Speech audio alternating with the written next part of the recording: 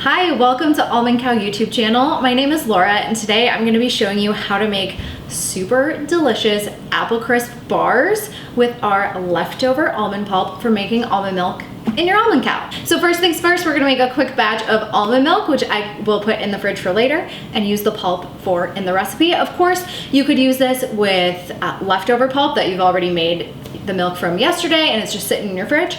But today I'm just gonna make it fresh for you. First, I'm gonna start by putting my liquid ingredients into the base. I'm just filling this up to the min line with some filtered water. And a teaspoon of vanilla. I like to hold my filter basket with the collector cup. I'm going to put in about a cup of almonds, a pinch of salt, and 3 pitted medjool dates. Then I'm going to attach the top. And I'm simply going to press the start button one time. It's gonna go for a total of 3 cycles automatically, take less than a minute. All right, now that the milk is made, the light has stopped blinking and is now solid green. That indicates that the machine is done doing its thing. I'm gonna let our pulp drain out in the collector cup. So now that our milk is made, I'm just gonna pop this into the fridge for later and I'll show you what to do next with your pulp. So now that our pulp is done, we're gonna go ahead and start making the apple crisp.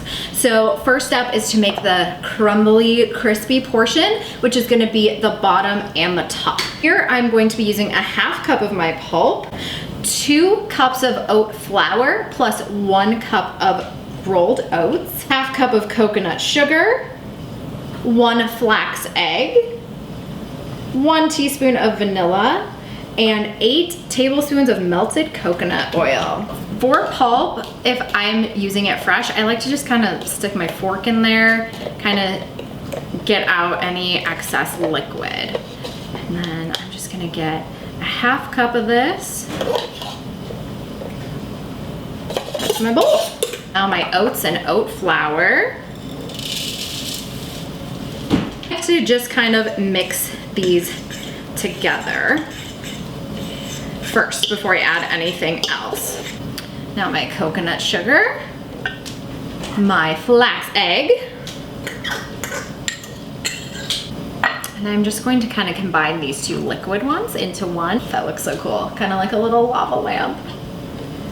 And add in my liquid to my dry. This is so nice and easy because it just is stirring with a fork or a whisk. You don't need any kind of mixer. I have an 8 by 8 inch glass baking dish. I'm going to top it with a little bit of parchment paper and I'm going to dump in probably 2/3 of my mixture.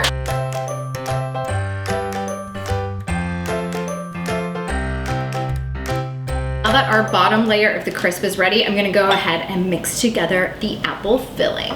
So this is about 2 to 2.5 cups of finely chopped apple. For me, I used 2 large apples, but you wanna hit that about 2 to 2.5 cup mark.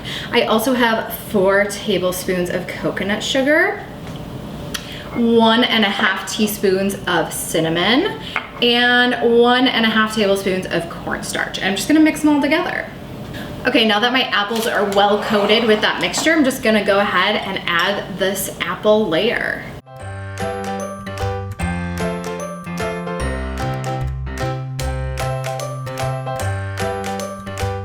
This is my favorite part. You can of course use a spoon or a fork, but I just kind of like to take it and crumble it on top just because it's a little bit more fun. Get messy in the kitchen and then kind of just pat it down. And it doesn't have to be a perfect layer or anything. Now I'm simply going to pop this into the oven at 375 and let it bake for about 40 to 45 minutes. Once everything starts looking like crumbly and golden, that's when you know you can take it out.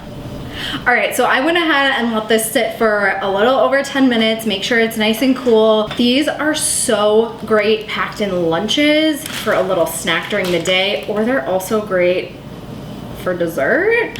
I've enjoyed this a lot with a little topping of like chia seed pudding or, you know, some non-dairy vanilla ice cream, homemade coconut milk whipped cream. I hope that you enjoy this recipe. If you end up making it, please let us know in the comments below. We love hearing what you make with your almond cow.